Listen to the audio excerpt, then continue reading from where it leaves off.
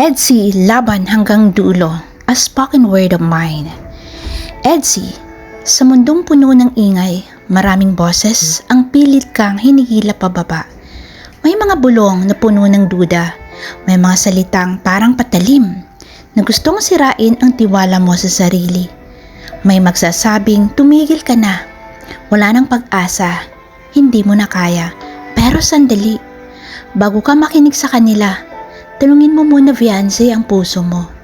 Dahil ang puso mo ang nakakaalam kung bakit ka nagsimula. Ang puso mo ang saksi sa bawat pagod, bawat luha, bawat laban. Kaya, Edsy, fiancé and Edo, lumaban kayo. Huwag kayong susuko. Huwag magpadala sa sulsol ng iba.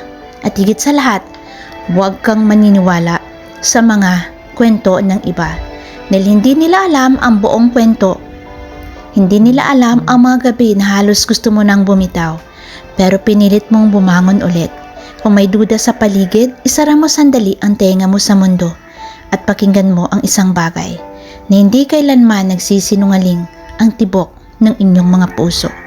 Dahil doon, maririnig ninyo ang tunay na sagot.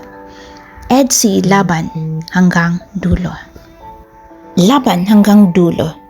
Hindi dahil madali, kundi dahil may pusong naniniwala ng pag-ibig ay mas malakas kaysa sa lahat ng hirap.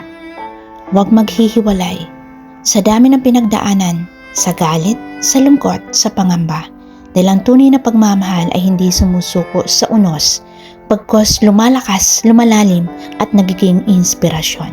Sa bawat tawa, sa bawat yakap, sa bawat maliit na tagumpay, nagmumula ang lakas na magpatuloy, laksa na magsama sa lakat ng laban. Kaya Edsy, fiancé and Edo, laban hanggang dulo. Huwag maghiwalay sa lahat ng pinagdadaanan. Huwag hayaang mawala ang pangarap na kayong dalawa.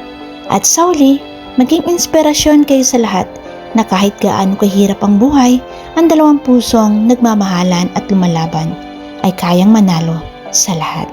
Hanggang dito na lang ang aking spoken word. Sana ay magustuhan po ninyo.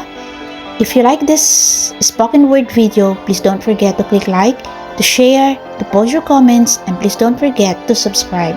That's all guys, and thank you, and God bless everyone.